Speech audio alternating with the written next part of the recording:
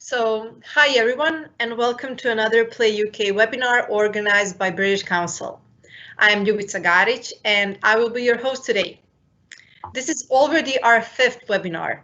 So far, we talked about art, programming, the business of games, and today's topic is the potential of cross-disciplinary practices, which is fitting since PlayUK is focused on innovation in games and interaction between art and technology. PlayUK is now a digital event, don't forget that. So along with this live session, we prepared talks and lectures from our UK experts, which are all available online. Before we get started with today's webinar, a few service information. This session will run for about 90 minutes. Today's talk should be an immersive experience, and we wouldn't want to affect that. So unlike our previous sessions, we will be answering all our questions after the talk. But still make sure to write all your questions down in the Q&A box. Don't forget that this session is being recorded and it will be uploaded to British Council's website and YouTube channel and also sent to you by email in the following days. Well, now that that's out of the way, we can begin with today's session. Our today's guest is Dr. Mona Bozdog, a designer and lecturer in Immersive Experience Design at Abertay University. Hi, Mona, and thank you so much for joining us today. It's really a pleasure to have you here with us. Hello. Yeah, it's a pleasure to be here. I hope you can all hear me okay. My internet's been acting out, so fingers crossed. Fingers crossed. It can only get better from here, Mona. No worries. Thank you. I want to thank again all attendees for being patient and for waiting for a couple of minutes. We were experiencing some technical issues, but that's out of the way now. So Mona, can we start with you telling us a bit about yourself and what you will be sharing with us today? Sure. I am Mona, and I think Ljubica has already kind of perfectly introduced me. I work at Abertay University, where I'm a lecturer in Immersive Experience Design. I'm also a practitioner as well as a researcher, and collectively through Abertay University, we make work as part of Abertay Game Lab, which is a collective of practitioners and researchers. I guess today I'm going to talk to you a little bit about how I got to where I am today, because my background's in theater, and I'll be emphasizing some of the ways in which we can approach video games via a performance background, I guess. That sounds awesome. I'm sure that all attendees are super excited to hear your lecture today. Okay, so and then shall I try to get the Let's begin. Let's take off. Okay.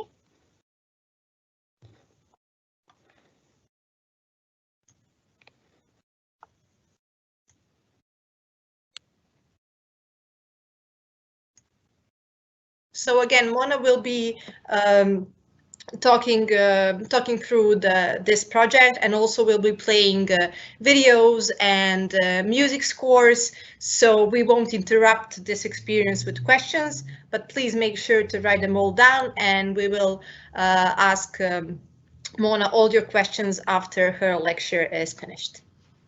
Yeah. Let's enjoy this. Thank you so much. I'm hoping I've shared my slides with you all and you can see them okay. Yes, everything seems fine. Everything seems fine. And I've not shared my notes.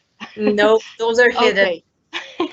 Okay, great. Sorry, this is my first online live presentation, so I'm a bit nervous about the technology, so please bear with me, and apologies for keep asking silly questions.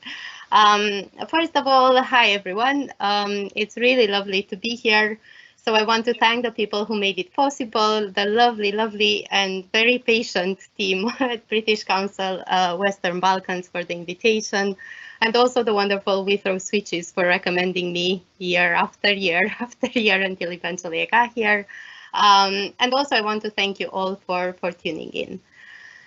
Today I really want to talk about my favorite things, which are performance and play, particularly the really exciting areas where the two overlap. My practice and my research are both located here, and they both stem from my firm belief that there is so much potential for creative exploration here. But as any storyteller knows, we must begin at the beginning. Long time ago, I made a career in theater, initially as a playwright and later expanding my practice to directing and dramaturgy. I made performances which blurred the boundaries between audience and performance, which blurred and explored alternative forms of storytelling, basically, which interrogated what it means to be present. But gradually, I kind of started to discover that being present and being able to act are oftentimes synonymous. And this discovery in turn prompted me to start exploring the endless potential of video games. At this time, I also discovered the PhD opportunity, which called for applications for a research project that was called Connecting Performance and Play, establishing interdisciplinary design methods for the development of video games and performance. And this was a partnership between Abertay, Royal Conservatoire of Scotland, the National Theatre of Scotland, and it was funded through the Scottish Graduate School for Arts and Humanities, Arlings, and the Scottish Founding Council.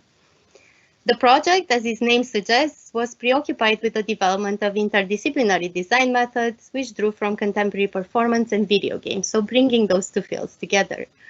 I applied, and to my great surprise, as I had no experience or knowledge of video games at this point, I got it. And as part of my PhD, I developed two mixed reality multimedia events, which blended elements of performance with video games. But you will hear more about the first of these two projects today. I now make games, and these games usually allow people to come together, to challenge themselves and the things that they know, which make people laugh and hold hands with strangers sometimes, which allow players to perform conviviality, community, and solidarity, and which teach people to watch each other's backs.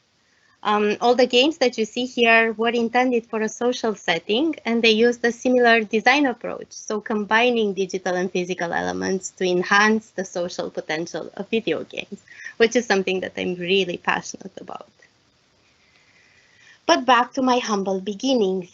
For me, as an outsider to video games, the way to better understand in order to learn from them was to translate them. It was to filter them through what I was familiar with, the language of performance.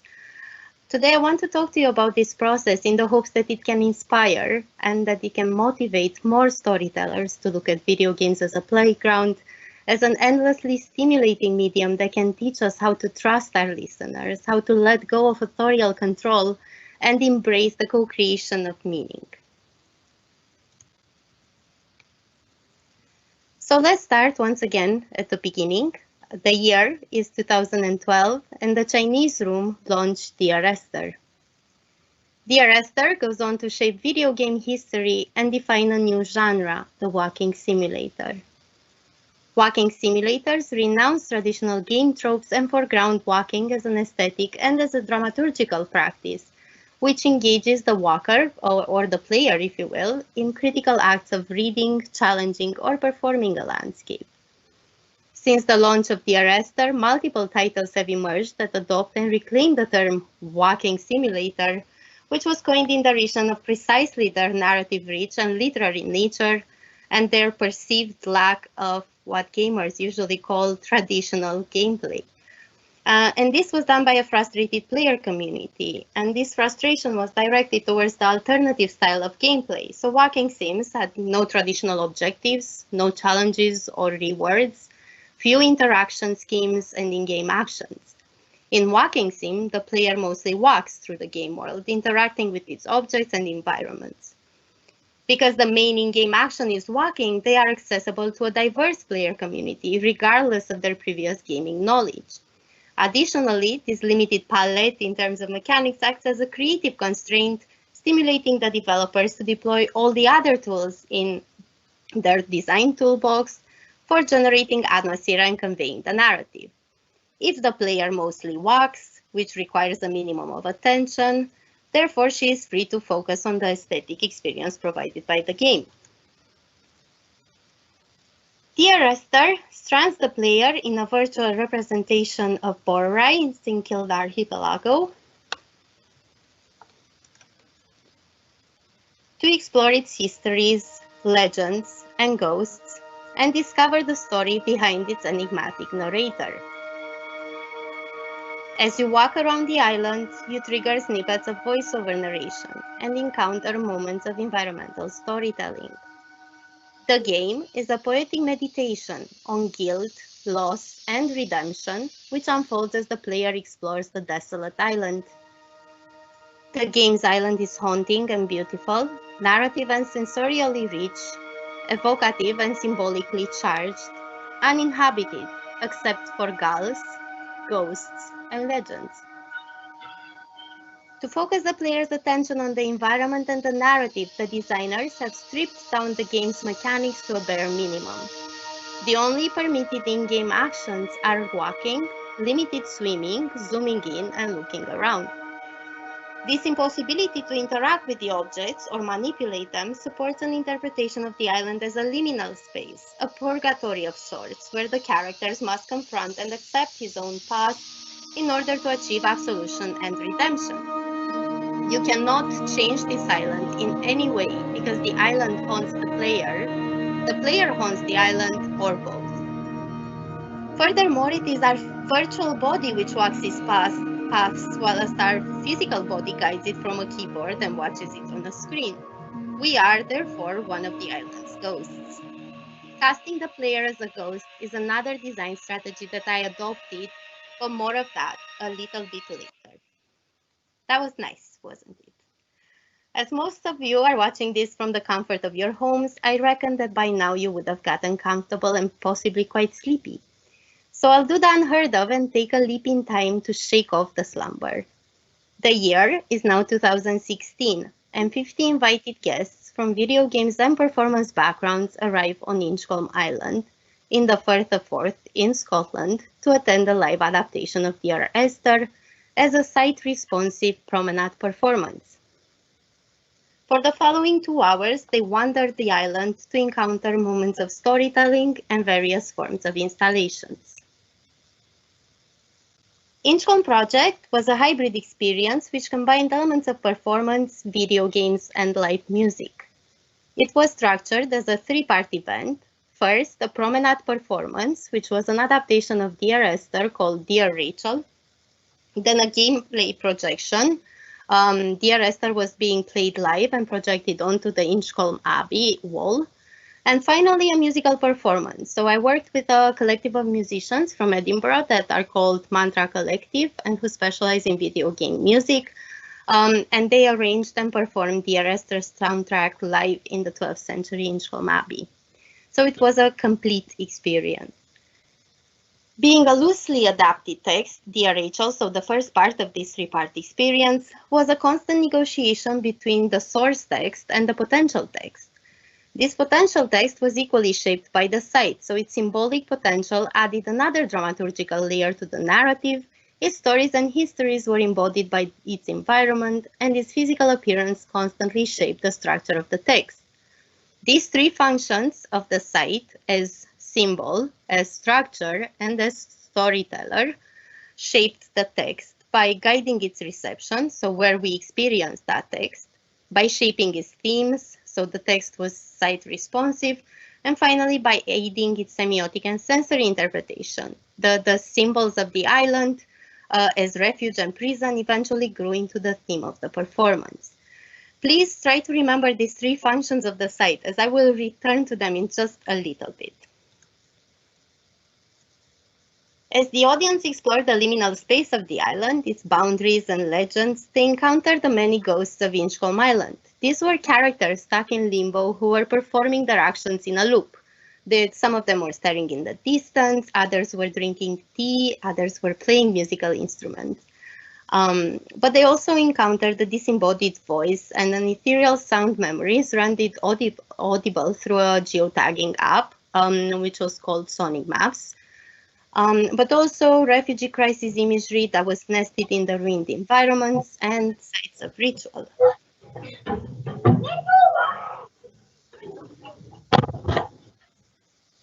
These ghosts were 10 installations and 22 audio files hidden on the island. Using the map that you see here, the audience journeyed on Inchcolm and in Dear Esther in search for meaning. As they explored the island, the Sonic Maps app running on their phones would trigger one of the 22 geotagged audio files. You can see this marked on the map with one of the little paper boats, 22 in total. But they could also encounter the visual installations or the musicians who were also positioned in specific locations around the island. These are represented on the map through those abstracted symbols. But I'll return to this a little bit later as well. In adapting Dear Esther, I wanted us to build on its design, while at the same time to create a new piece of site-responsive work. The motivation behind this was twofold. So I wanted to emphasize how Dear Esther, and by extension games, can engage with meaningful stories and current concerns, while at the same time exploring how I could create an overarching narrative theme and common setting that would connect the performance and the game. Developing Inchcolm project has involved complex processes of adaptation of a game and to a site, and dramaturgy of assemblage and synesthetics, which saved the design strategies, techniques, and tools deployed in its making. The hybrid nature of the project, so we had live and virtual components, demanded that I develop interdisciplinary working methods, borrowing from both game design and performance practice. So the first step in doing so was to select a game and a site that were suitable and evocative of one another. Next, I also wanted to understand how Dear Esther manages to create a meaningful gameplay experience, and this involved the process of reverse engineering its design, going behind the gameplay experience, as it were, to analyze the design strategies which underpinned its visual style and environments, its narrative, its sound, and its interaction design. These design strategies were then adapted to Inchcolm Island, filtered through Inchcolm's presence. Now, please bear with me a little as we take a brief walk through the land of adaptation theory. Exciting, I know. One of the many pleasures of adaptation is tracing the connections between an original and an adapted text, which has been called the doubled pleasure of the palimpsest, so knowingly experiencing more than one text at the same time. It is perhaps worth noting that Dear Esther, which started life as a mod, it was itself an adaptation, or it was grafted onto Half-Life 2. Adaptation is both an active process of creation, but also an active process of reception. As Hutchins notes, adaptation is a form of intertextuality. We experience adaptations as palimpsests through our memory of other works that resonate through repetition with variation. So we constantly remember both texts. Seen as a process, adaptation is a constant negotiation between the existing text and the potential text. So me as a maker, I'm constantly doing this negotiation in what to keep and what to build on. Furthermore, in Inchcolm project, the adaptation and the source text were brought together. The audience walked around the island and experiences the adapted text, but also the original text as they watched the curated playthrough of Dear Esther. The curators, and worth mentioning here, were none other than Withrow switches that many of you are familiar with by now. The temporal and spatial proximity in which the audience experienced the two texts, so they experienced Dear Rachel followed by Dear Esther, generated a déjà vu sensation between the game and the performance. This intertextual relationship was heightened because I intended to draw attention to the similarities between the game and the performance, and in doing so to blur these lines between the real and the fictional, and between the physical and the virtual worlds and bodies, which is the area that I was really interested in. Adaptation thus offered me a way of creating a response to Dear Esther, but in a medium whose conventions, methods, and techniques were familiar to me. It also offered me a practical way of researching and understanding the conventions and strategies of video games. Not unlike fan culture then, adaptation, and in my case, remediation, so moving that text from one medium into another, democratized the process of creation. Jenkins refers to fan culture creations as textual poaching, which perfectly captures the reader's desire to possess a text. And Jenkins further argues that creating content based on the work they love, fans actually engage in creative acts of adaptation and then thus make the work their own, contributing their own unique vision to the text. This grassroots creativity, which operates at the fringes of mainstream media, diversifies, expands, and challenges it, and is illustrative of the creative potential of participation. As Jenkins reminds us, the power of participation comes not from destroying commercial culture, but from writing over it, modding it, amending it, expanding it, adding greater diversity of perspective, and then recirculating it, feeding it back into the mainstream media, which is exactly what we were doing with the Inchcolm project. In what follows, I will reflect on the process of adapting Dear Esther and elaborate a little bit on these steps that I took during the process. When I talk about the selection process, I usually refer to selecting a game and a site which were not just suitable to being adapted, but would also benefit from this process. For a game to be adapted to an interactive performance, of course, the actions or the mechanics of the game need to be performable, if you want, by a physical body in a physical environment.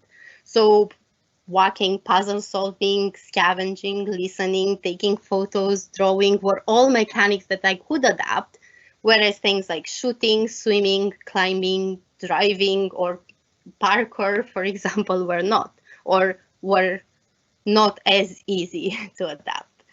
At the same time, I wanted the performance to be first and foremost a sensory and a narrative experience, which meant that I was not interested in win conditions, competitive mechanics, or traditional goals like scoring points or gaining collectibles, which is why I narrowed down the pool of potential games to only include first-person, non-competitive narrative games. I played through a mix of walking simulators, art and serious games, exploration and puzzle games, and horror games.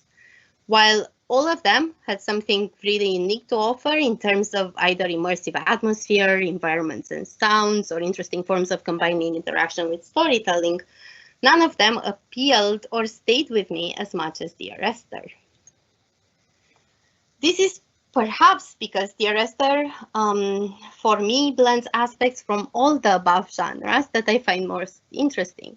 So, for example, it takes the joy of exploration and discovery that we find in exploration games, but also the ease of navigation and intricate environmental storytelling that we find in walking simulators, the haunting atmosphere and the evocative sound that's usually found in horror games, visual and poetic language and an emphasis of player-driven meaning that we usually find in art and serious games, but also the cryptic and abstract narratives that we find in puzzle games. So it's a melange of all of these things. In adapting Dear Esther, I wanted to preserve all these elements, but also to explore the complex relationship between them, whilst at the same time to capture the changes and transformations that might occur in the process of its transformation into a live experience. So basically, what happens when we translate this video game into a live environment? How real can a virtual world really become? The most important design choice that I made was that regardless of how I would structurally adapt the game, the setting must be an island. Now, you can imagine how glad my supervisors and our health and safety officer were at hearing this news. But the island in Dear Esther was the central part of my experience, and it shaped all of the others, so I was pretty adamant. The feeling of isolation, loneliness, and panic are supported by the fact that the player is stranded on a small and unfriendly piece of land surrounded by water. There is no way out unless she manages to unlock its secrets. I wanted to instill the same feeling in the audience, while at the same time to take advantage of all the new sensations facilitated by the body being and moving on a Scottish island in mid-October. Please read here, rain and cold. The smells, textures, temperatures, sounds, tastes, light, and landscapes on Inchcolm Island were accessed through performance. I also went through a site scouting phase in which I visited potential island locations and made a selection based on various criteria, ranging from accessibility and safety to access to facilities, but at the same time keeping the costs manageable. After numerous site visits, I decided that Inchcolm Island was the best option. It was evocative of the game environment, it was close to Edinburgh, and it operated as a tourist destination already, so it had facilities and health and safety protocols in place for accommodating participants. So, hooray then. Furthermore, I hope that you will agree that Inchcolm was remarkably aesthetically evocative of the game environments. Uninhabited, desolate, overgrown, it had a rich history that combines myth and legend with history. It had the same feel, sadness and loneliness, and it acted as a refuge and a prison. The game and the location were therefore evocative of one another.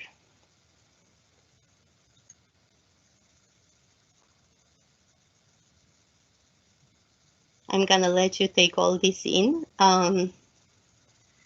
so you can convince yourselves of the similarities.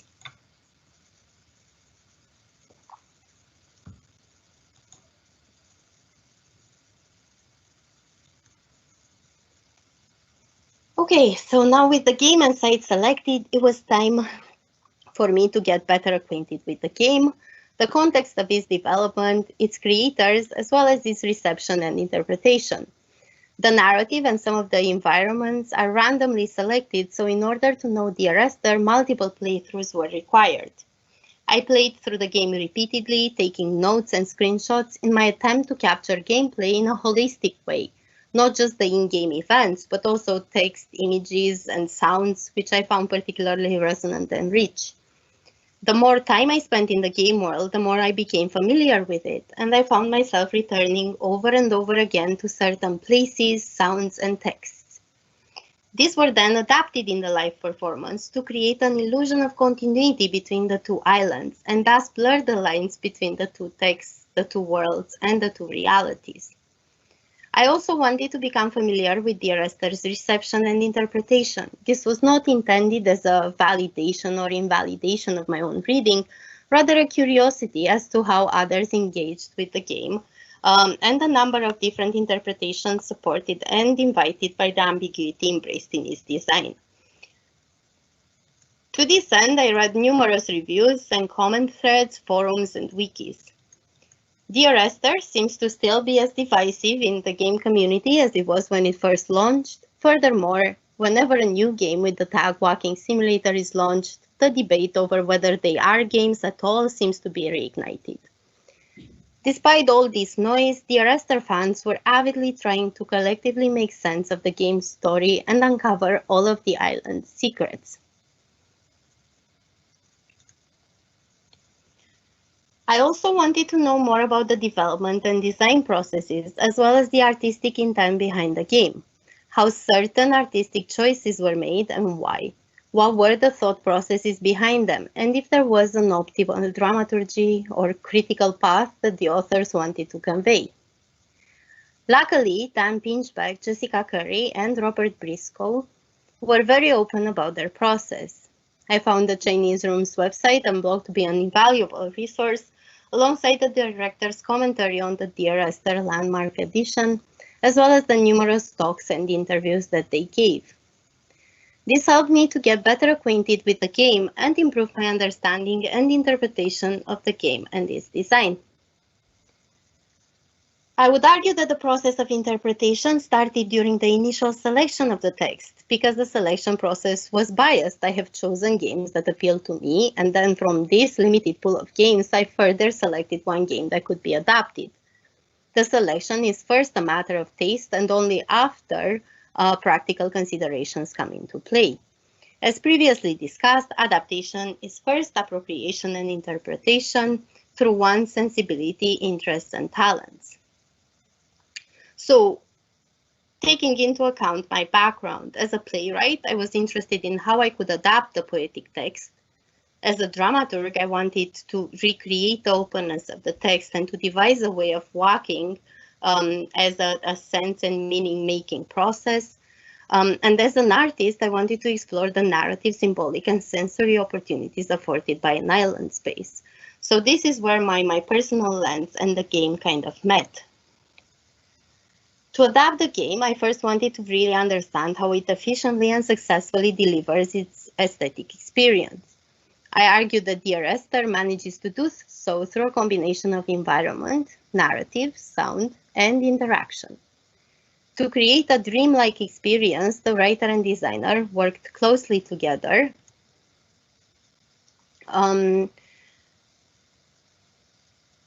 with the artist and the sound designer, and the eerie distillation alongside the ethereal music and text created ultimately an otherworldly mood, which is reinforced by the inability to interact with any of the island's objects and environment. So the interaction comes into play as well. My question then became, how can I learn from this? How do I translate this to a live experience? And how do I translate this to a physical site? I will try to answer this question later on as I address how each of these types of design were implemented in Inchcolm project. The project responded to the site and to the game in equal measure, which is something that I call site and game responsive design. In order to achieve an aesthetic coherence between the game world and the site, my working methods, as I previously stated, had to constantly respond to both. Repeated playthroughs interspersed with repeated site visits helped to further develop the concept and prompted new design ideas. In Inchcolm project, the theme grew out of Inchcolm Island's founding legend, but also out of Dear Esther's theme, and these visual symbols of refuge constantly linked the two worlds. At the same time, the moments of adapted environmental detail similarly linked Dear Esther to Inchcolm. So we had the paper boats, the candles, the feathers, eggs, and bird nests that united them. The design of Inchcolm project was simultaneously game and site responsive. I quickly realized that the site and this type of environmental storytelling is going to be a central aspect of the project, and it will create the moments of connection between Dear Esther and Inchcolm. Inchcolm project was utterly shaped by Inchcolm Island. Its affordances and limitations impacted on the design. The island's physical presence impacted on how the performance was structured, how we worked with sound, where the installations and the musicians were stationed, the routes and the paths that could be explored, how we guided navigation, how we used the locations that were inaccessible. But the island's sensory potential was also employed to the full. So the smells, the sounds, the colors and the textures, the mood of some of its locations, the spaces that conveyed certain feelings like isolation or exposure or awe, for example. These functions of the site in site-specific work are summoned by Wilke's observation that I mentioned before, that site-specific performance engages with site as symbol, site as storyteller, and site as structure. See, as I promised, I have eventually returned to this. Site structures how we move, the rhythm of progression. It invites us to explore and shows us the path. It conditions progression and challenges us to explore our physical prowess, and rewards us with unforgettable and surprising vistas. Basically, it puts on a show for us. It also reveals its secrets to those who dare take on its challenges. It hosts the stories we want to tell, but it also adds its own voice to the narrative. It tells its own stories, its histories, its uses, and the ways in which it has been lived in, but also it tells stories about us, its inhabitants, and its visitors. I integrated Inchcolm's histories, tales, legends, and superstitions into the text. The legend of the founding of Inchcolm Abbey speaks of a hermit who offered Alexander I of Scotland and his men shelter during a storm. He shared with them his cell, his cow's milk, and the shells he had gathered on the shores. In return for his hospitality, Alexander pledged to build an abbey so that refuge would always be available for those lost or seeking shelter. The east side of the island speaks of its most more recent history. It was a military fort built to defend the capital during the First and Second World Wars. These derelict military buildings are reclaimed by vegetation and inhabited by gulls, left in disrepair and mostly ignored by tourists. The cannon tracks in the battlement, the ammunition and supply tracks cutting lines across the island, the living barracks atop the hill, or the communication aerials all share their tales of woe. The few that do venture on this side of the island have scribbled on the walls messages of love, friendship, and the odd obscenity have been repeatedly erased by salty winds just to be written over again by persistent hands. This is what Lorimer and Murray beautifully call foundlings or found writing, ruinous folk language which talks back to authority and official signage. The west side of the island is a testament to the island's romantic and monastic history. Here its wilderness is tamed and its deserted Scottish island aesthetic is carefully staged for tourists. This is where legends and histories blend, where myths and the glorious past are celebrated and put on official display.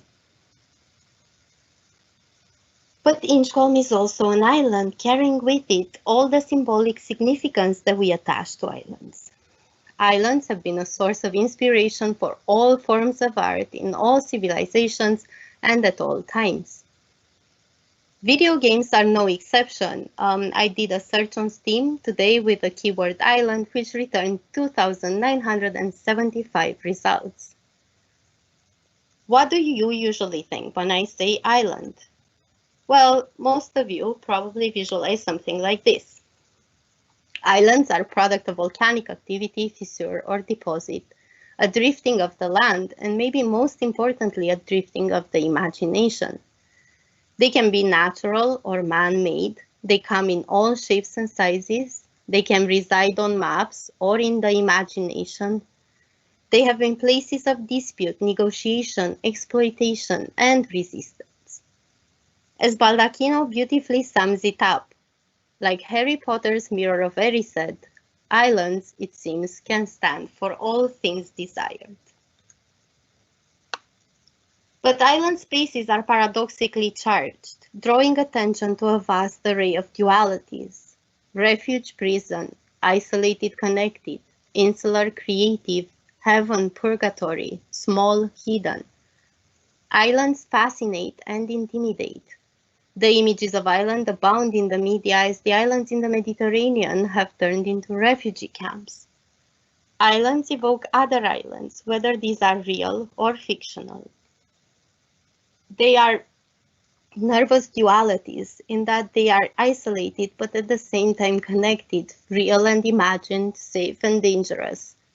They foster tradition but also innovation. They are paradises but also gulags, home and exile, escape and prison, space and place. They are at the heart of discourses of sustainability and dependency, nationalism and diversity, geography and literature, desire and fear. The island space illustrates the dynamic relationship between the real and the imaginary, between individual and society, the old and the new, between the static land and the transformative water. Folklore provides a lot of examples of islands as fantastical lands where the elements of the supernatural and myth are often encountered, places where heroes go to rest or die, places that draw the sailor in and never let him go, that appear and disappear, that live as guises of mysterious sea creatures. The island is a place of transformations and mutations, of exchanges between worlds, a place where the so-called savage resides, where stories of carnivorous human beings, savage practices, and terrible mutations come to life. It is a place that fascinates and scares. Due to their isolation, islands are perfect place for tests and experiments, but also for creative expression. They are the testing grounds for new ideas and opportunities. Because of their size, separation from the mainland, and water surroundings, islands can be easy to control and defend, but also very hard to escape. They have made ideal retreats, but also prisons, quarantines, asylums, as is the case in this image, and graveyards.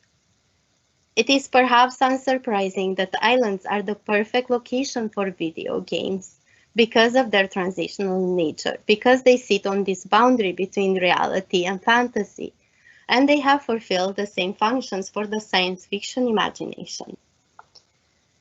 Inchcolm summons all the island spaces, real or fictional, that the audience have previously experienced. Earlier on, I promised that I will discuss how I translated those 4 design pillars of Dear Esther to performance. So here we are there. The visual design combined environmental design strategies originating in Dear Esther with the site-specific constraints and opportunities that were afforded by Inchcolm Island. Applying the design lessons learned from Dear Esther, I wanted the environment to reflect the story, to amplify its emotional potential, and finally to anchor the story in the audience's embodied experience.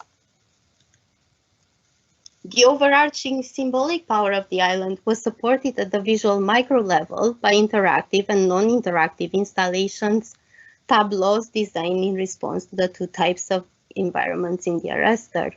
I have come to call these scenes and shrines. The scenes, similar to the stage in theater, are activated in performance by the audience. So these are interactive environments. The shrines are the non-interactive environments. They are moments of environmental storytelling that convey additional information about the world and the character's trauma. In Inchcolm project, we designed 3 scenes, the tree tunnel that you see at number 1, the paper boats at number 9, and the tunnel at number 2, and 7 shrines, the hermit cell at 10, the graveyard at 8, the battlement at 7, the tea party at 6, the bombed building at 5, the capsized boat at 4, the broken eggs at 3. So in total, we had 10 installation spaces. The protagonist in Dear Rachel has left traces in the environment for the audience to decode, just like the protagonist in Dear Esther has. In Inchcolm project, this traumatic event recurs in the environment through different symbolic images. The capsized boat, the pile of buoyancy aids, the unmarked graves, the broken eggs, the wire birds caught in the fishing nets, the candles coupled with auditory cues, so either the voiceover or the live music, which supported them in conveying these emotions. I engaged with Robert Briscoe's design strategies developed in Dear Esther to shape the environment as an emotional and narrative landscape. His use of macro and micro details, the subliminal signposting, and the use of dramatic elements to frame and set an emotional and narrative scene were also adapted by me in Inchcolm project, this time for a living body moving through a living and breathing island. Subliminal signposting engages with the environment's ability to, quote, unconsciously guide the player through some of the more figurative aspects of the story, not directly conveyed through the narrative. Because it visually represents states, feelings, memories, and thoughts, it holds the potential to contribute to an emotional connection to the story and the character's arc.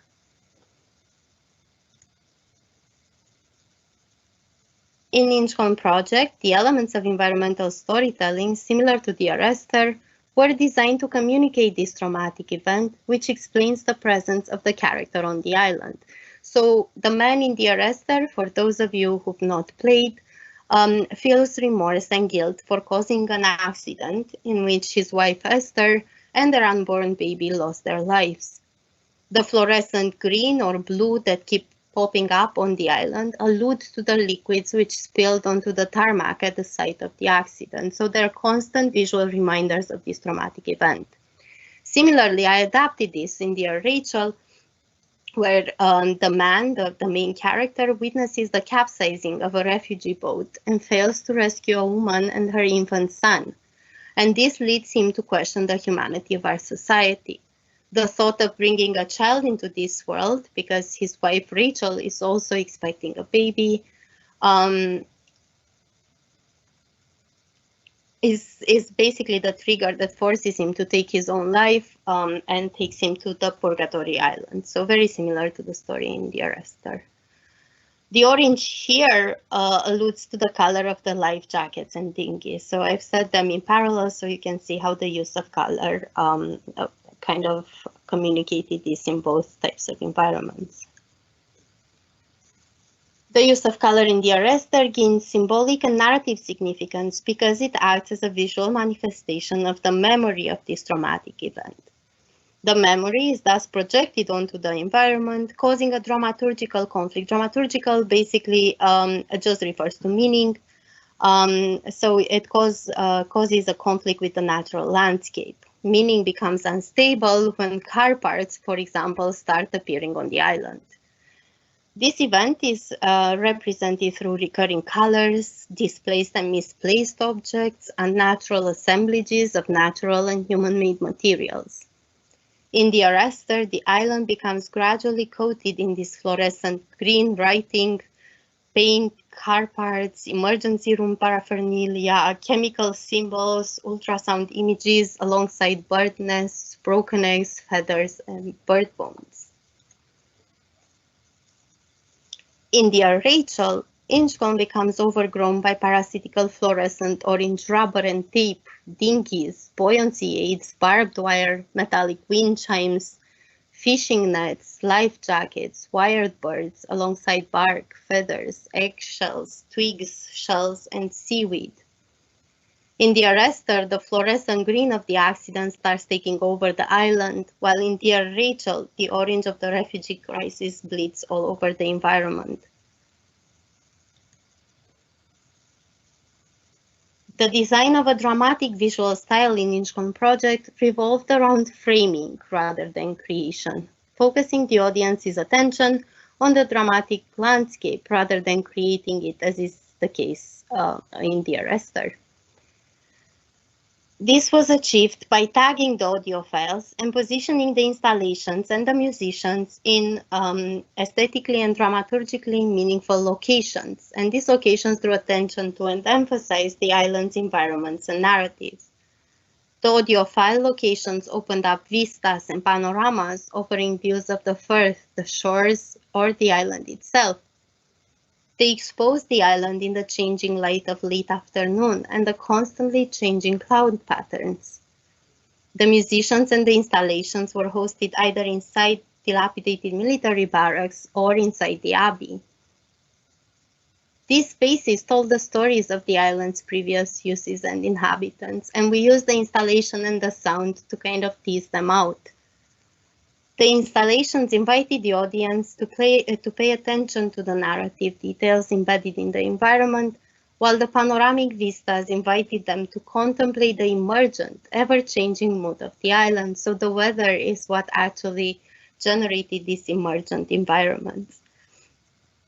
Alternating between them, they could start to assemble a narrative from the dramatic landscape and the micro tableaus of environmental storytelling, achieving what Briscoe called play with perspective, so the micro and macro. Patterns emerged from the combination of the designed, natural, and human elements. The audience were constantly on the move, scattered around the island, standing still on edges and shores, looking out at sea, ghostly and silent, which led to unexpected encounters and emergent landscapes. They became an active part of the landscape, contributing to each other's narratives. The physical map complemented the sonic maps map, which only allowed the limited perspective of the surroundings. So the audience could only see their physical location on a zoomed-in version of the map and their immediate vicinity, because it zoomed in and centered directly on their position. The physical map offered a complete representation of the island, thus providing the audience with the means to orient themselves. The map was an optional feature, they didn't have to use it, and it could be put away and only used when they felt lost or anxious. I worked with a set and costume designer until we arrived at a map that was cryptic enough to intrigue and stimulate exploration, but also that was representational enough to actually give people the comfort of not feeling lost. The hand-drawn map aesthetic appealed to both me and Anna, the set designer, because we wanted to counterbalance the digital map of sonic maps with the physicality of this hand-drawn map. The visual references for this were the fictional treasure and kind of castaway maps. In terms of design, I felt that using the headphone symbol to mark the audio files, as you can see in the third version in the left bottom corner, I thought that was too literal somehow, and I suggested the paper boats instead, which created a semiotic connection to the world of the game. This eventually led us to the final iteration, so the bottom right one, which was printed out and handed to the audience upon arrival on the island.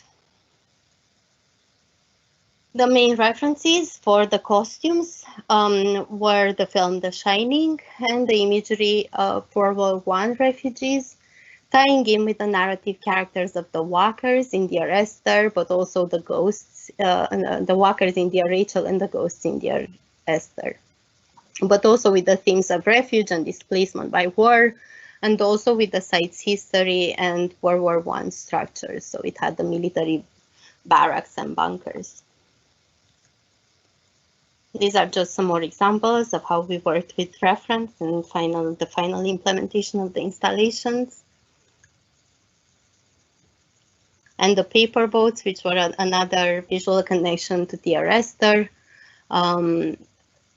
The audience were invited to pick up a paper boat and write a heavy thought and then launch it at sea before they embarked on the boat which brought them back from the island.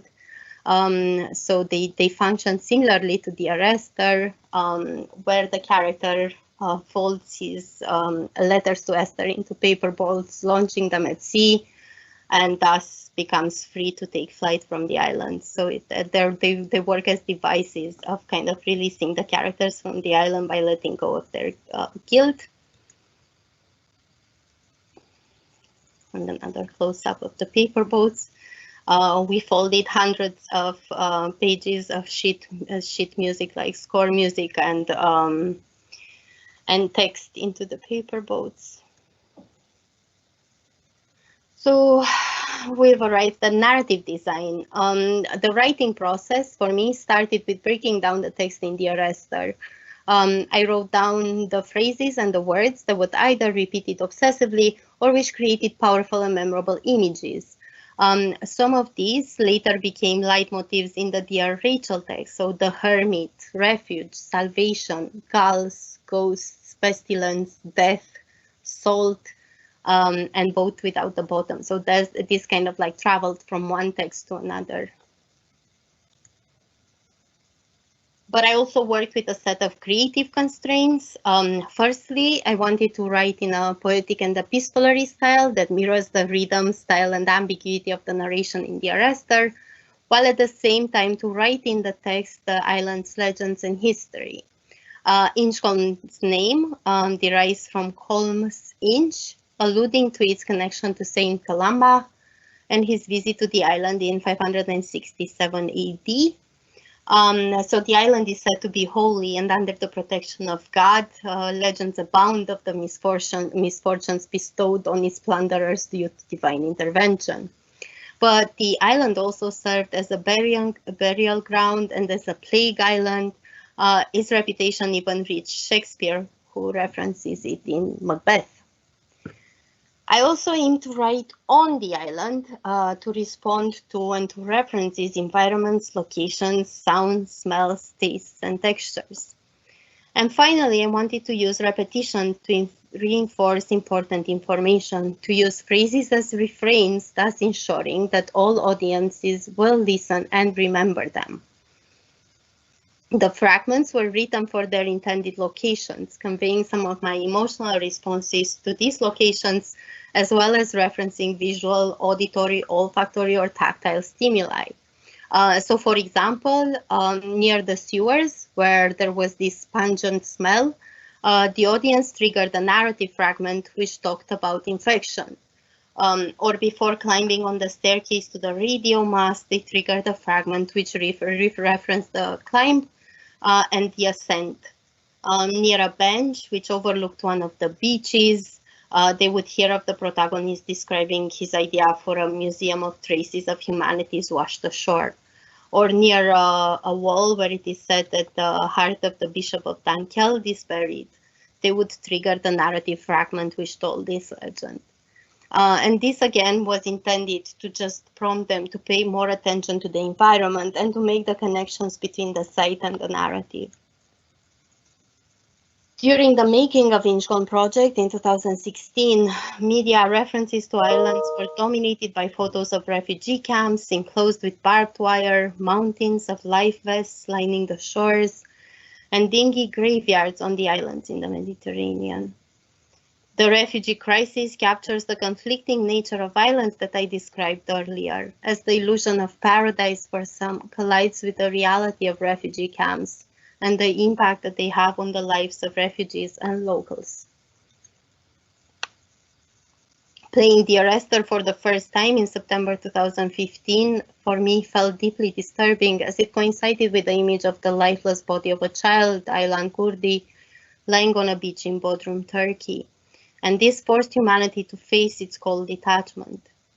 I wanted to anchor the performance into these realities, transforming Dear Esther's theme of individual loss and grief into a societal one. And this tied really well into Inchcolm's symbolic significance as a place for meditation and ritual, a refuge for those who seek salvation. So this theme of refuge and guilt kind of connected the two islands. Because I wanted to foreground the interpretive abilities of the audience, the text was intentionally ambiguous and fragmented into 20 pieces, which were scattered around the island. This challenged me to write the text in such a way that it could be experienced in any order and in any quantity, what Dan Pinchback once referred to as narrative Lego pieces. Consequently, I decided to write the text in a lyrical form, which supported the open and ambiguous narrative, as well as the episodic nature of its reception. The text also responded to the form of mediation, namely I developed a confessional tone of address. The text is written in the first person to suit the intimacy of the headphones. And I'm gonna try to play you this because this probably expresses how all of these threads incorporated into the text.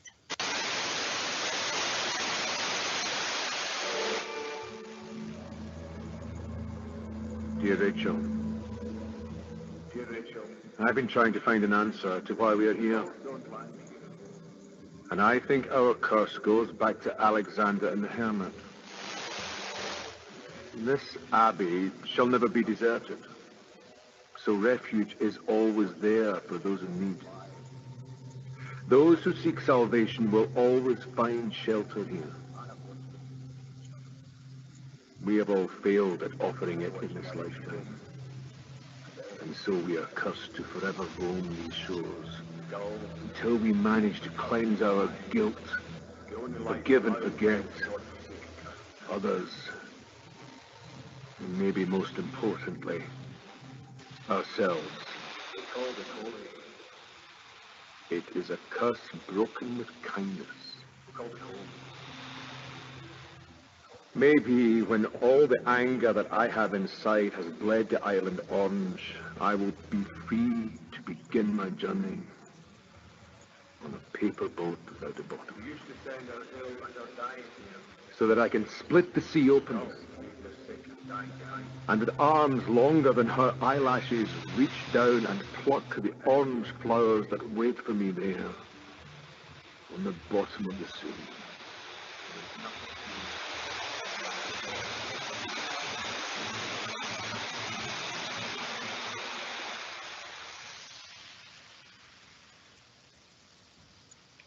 So I hope this gave you a good idea of how the audio files sounded, but also how the short poems were written.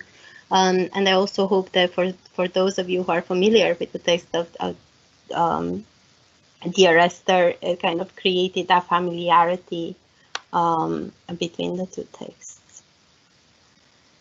I also casted the audience as ghosts on the island, the walkers who are cursed to wander until they repent and find peace. The island as purgatory interpretation from Dear Esther thus kind of traveled in here as well. The audience became each other's ghosts, contributing to each other's narratives. So by watching others perform, for example, seeing other audience members in the distance, engaging with an audio file or an installation, the participants could decide to go there themselves and potentially becoming the performer for the next audience. And this is reminiscent of the ghosts in Dear Esther, where the player is constantly following in their footsteps, but never really manages to reach them, as they always disappear when she approaches them. The elusive figure of the ghost was behind the concept of collectively casting the audience as the walkers, others who walk on the island searching for redemption. This was repeatedly referenced in the text. Most of the audio files which reference the encounters with the other walkers were tagged in locations where these encounters were likely, thus kind of like doubling up that interpretation. The sound was designed to mirror the multi-layered texture of Dear Esther soundscape. So we had music, diegetic sounds, and the acousmatic male I voice, which was speaking in their ear. We also use sound to focus attention to the environment by amplifying it. And this anchored the sound, the environment, and the narrative in the body, creating moments in which the information becomes personally meaningful. The sound responded to the site, so we did numerous field recordings, but also to the game, so in the way in which we layered the diegetic and the non-diegetic sound, which mirrored Dear Esther sound design. And to the narrative. So sound effects were used to reinforce the interpretation that the voices, this ethereal, remain echoing through time. The form of delivery via headphones facilitated both an intimate and isolating experience, whilst at the same time it was easily pierced through by environmental sound. The function of sound in Inchcolm was threefold.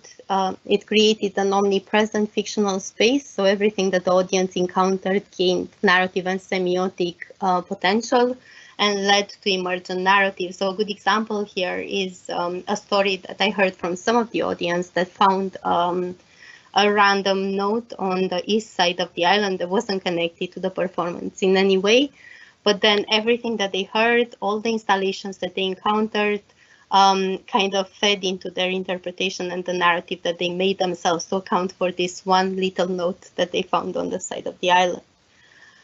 The second function was that it was a quick and efficient way of establishing a fictional world and communicating its rules. So the second the audience descended on Inchcolm Island, the first audio file would start playing, thus fictionalizing that space. And finally, it imposed the rhythm and the pattern of movement.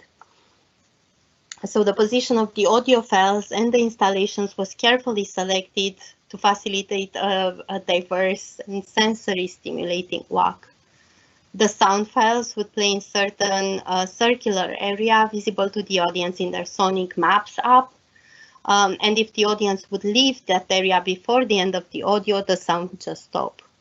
However, the diameter of these areas varied quite a bit, so it was from 2 meters to 10 meters, which gave the participants enough freedom to still listen on the move if they chose to, at least for a while. And this influenced the rhythm, the pattern, and the pace of movement, and increased the number of choices available to the audience, so to listen or to move. The sound of radio static, as you heard in the previous audio file, was used to mark the beginning and the end of transmission, thus signaling to the audience that the voiceover was about to start or, on the contrary, to end. And this supported an element of expectation, giving the audience time to settle into an active listening mode. The static framed the audio, signaling that what the audience were hearing was a fragment, a trace that somehow still lingered in the environment. And together, the audio files created a sonic ruin, an eclectic composition of sound textures, rhythms, and surfaces, as Misha Myers once beautifully called it, narrative debris drifting on radio waves. In Inchcolm project, the ruined landscape is mirrored in this ruined soundscape, and their fragmented, open, and broken nature requiring interpretive effort, asking the audience to fill in the gaps. And this is how they become interactive, and this is where I'm really attracted to this type of experiences as a dramaturg. Music was added in specific sound files to support the emotional tone of the voice and give a sense of emotional progression. We used music from the Dear Esther soundtrack to ensure continuity between the world of the game and the world of the performance. The musicians were performing instrumental solos from Always, arranged by Lucy Holland and David Jamieson in various locations around the island. The instrumental solos were echoes of the musical theme, isolated voices in a disjointed and parallel dialogue that have not yet found musical unity. I have come to refer to them as musical puzzle pieces, scattered around the island, gathered by the audience, and assembled through the musical performance at the end. So to give you an example of this, the song Always was first heard in the headphones, but then it was also heard on the island, and then simultaneously on the island and in the headphones, as the two types of soundscapes kind of bled into one another. And this type of overlap would normally take place when the audience triggered an audio file which was close to where a musician was performing. So finally they heard the song again during the projection of the game, and finally it was assembled in its final form in the live musical performance. So this is how this kind of musical theme traveled across the components of the event. Stopping, walking, standing, and listening are woven together, creating a rhythm of the lived experience on Inchcolm project. So in both Dear Esther and Dear Rachel, walking is the main form of interaction with the designed story world. In Inchcolm project, I intended to design opportunities for walking, either alone or with others. The environment, the narrative, and the sound were all designed to be experienced and interacted with through walking, and at the same time offering the motivation for it. They enable different rhythms of walking, exposing the moving body to the stories, textures, sounds, smells, sea, and landscapes of Inchcolm. Technology also played a part, as groups sometimes shared their phones. So the phone and the length of the cable of the splitter limited their movement and their speed, turning progression into a negotiation with the technology, with each other, and with the terrain, as you can see in the last photo there. Inchcolm's state of dereliction and abandonment, particularly felt on the east side of the island, also influenced the rhythm of walking, so the ground underfoot constantly changes as the paths are overgrown, collapsed, or otherwise interrupted, which forces the walker to find alternate routes, or to change course, or to devise and improvise new ways of getting around. She needs to stay alert, to pay attention to the environment, and deploy all of her senses in the process of wayfinding. Walking thus became improvisational in negotiating the crumbling ground underfoot and the collapsed structure, but also a kind of playful subversion of what had previously been a highly regulated space. So these were military buildings, with its productive rhythms and patterns of movement.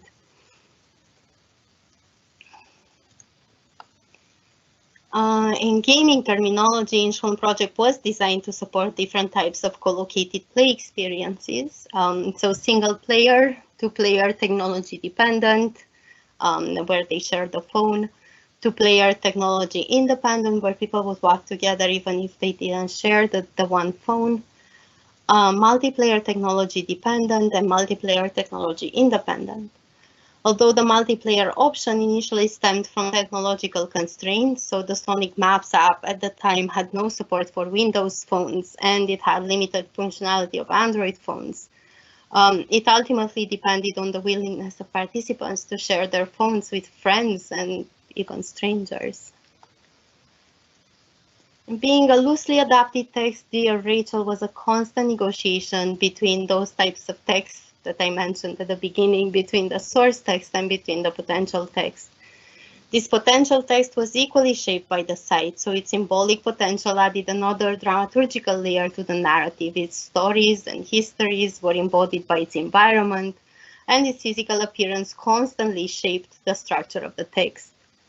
These three functions that were central to my development as symbol, as structure, and as storyteller shaped the text by guiding its reception, where it was experienced, by shaping its themes, the text was site responsive, and by aiding its semiotic and sensory interpretation. The symbolism of the island as refuge and prison eventually grew into the theme of the performance. So this is just a short recap of what I stated earlier. The process of adaptation required a parallel process of dramaturgy, which ensured coherence of meaning across different types of environment, physical and virtual, and across these mixed media components, so promenade performance, projection, and musical performance. And this involved two types of processes, pruning or removing everything which would offset the meaning-making process, but also devising, so adding an improvisational type of assemblage. Instead of a conclusion, I offer you a summary of how some of the Dear Esther design strategies were translated and adapted for Inchcolm. And hopefully, I also offer you the two videos which are gonna speak for themselves.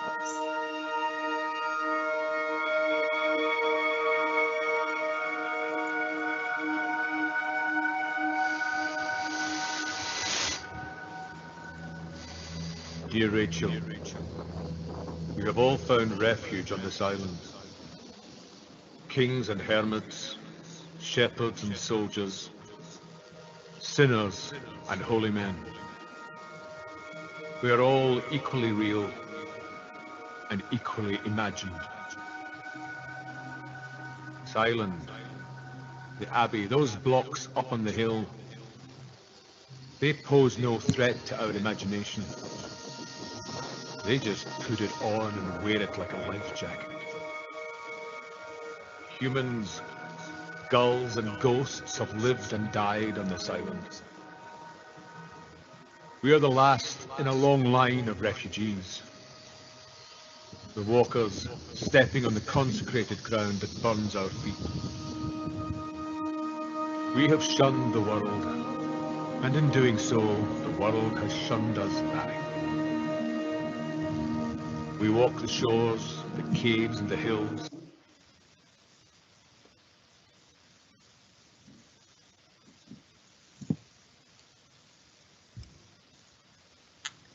It seems that we are again experiencing some minor technical difficulties, but... Okay. Broken like the waves that hold us. There is no salvation here. Only walls.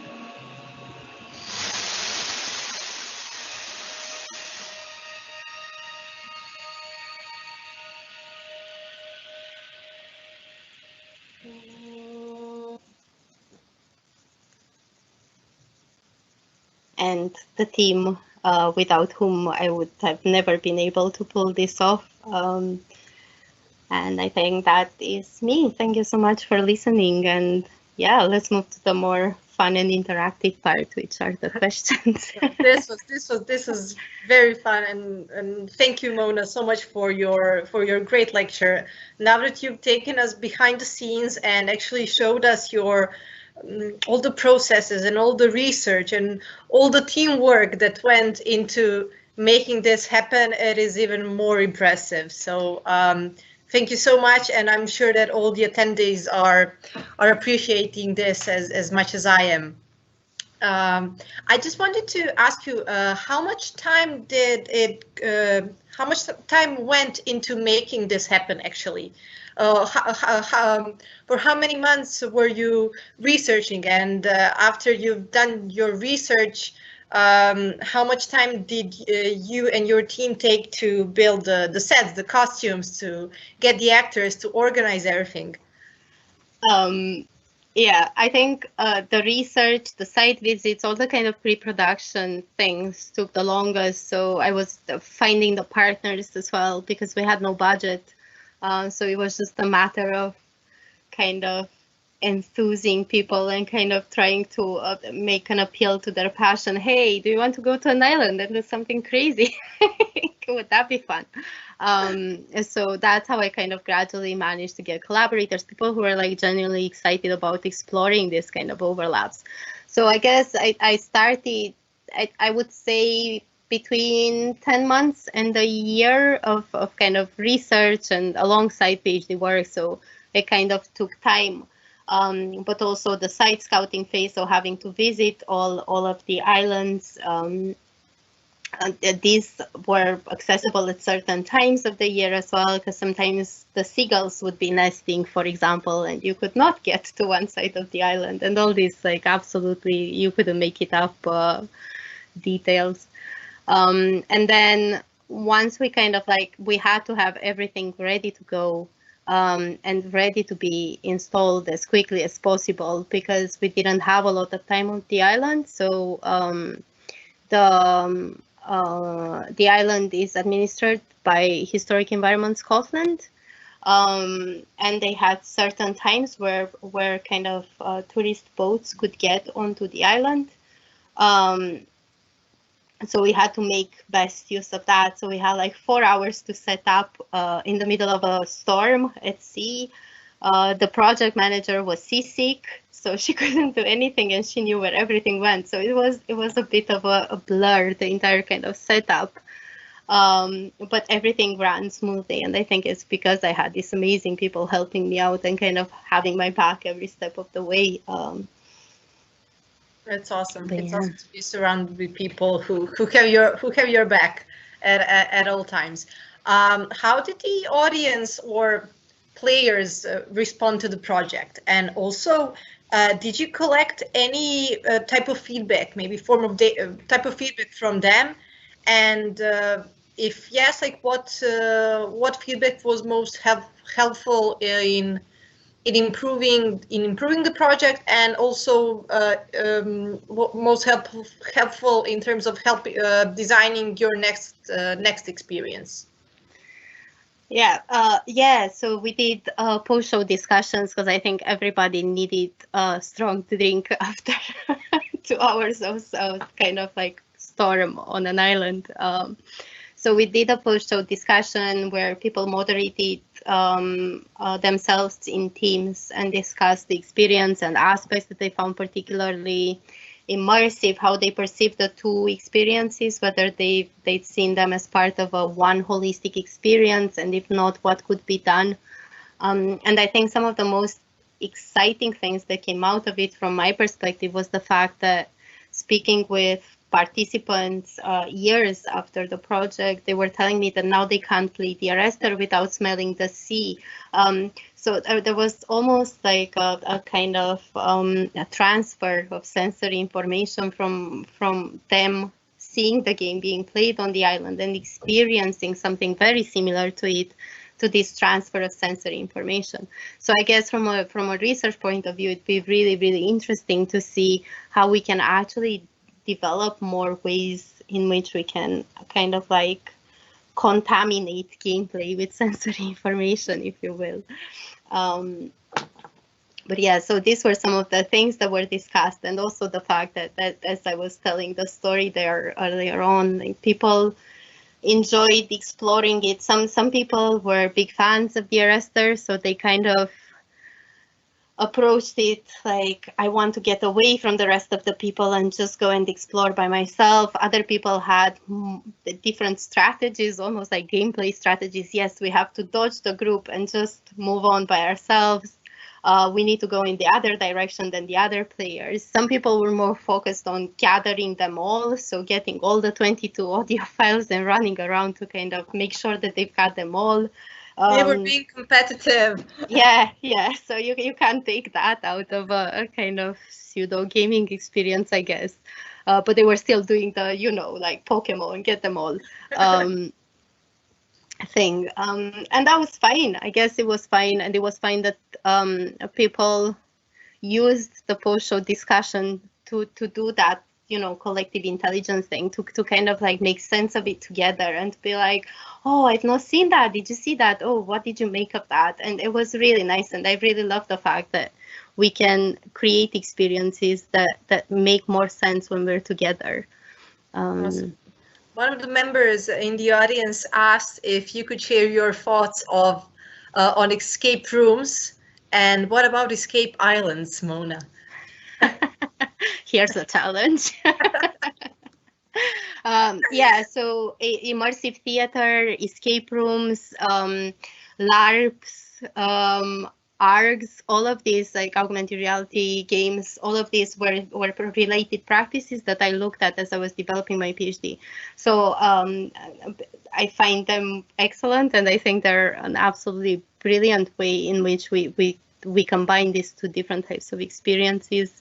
Immersive theaters are the same, you know, they're expansive environments in which you can get lost and discover sensory experiences and discover moments of dance, and you're free to kind of navigate them whichever way you want.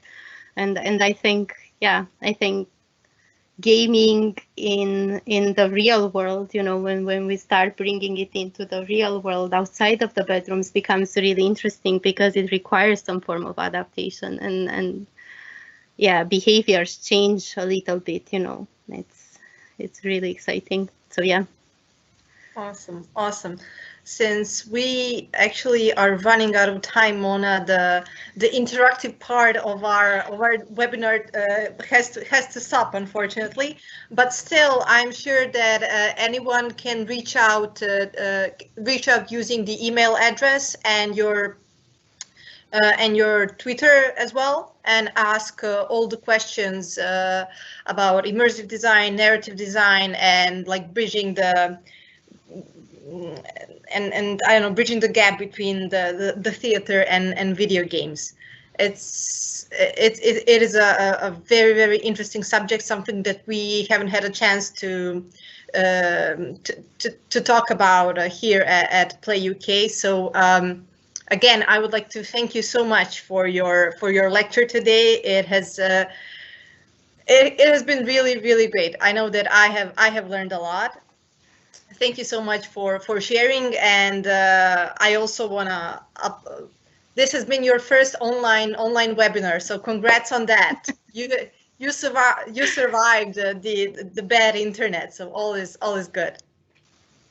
Yeah, and thank you so much for having me, and thank you so much for making sure that everything ran smoothly. But yeah, it's been a pleasure, and I was really looking forward for a long time to do this with you guys. So yeah, it's great. Thank you so much. Awesome.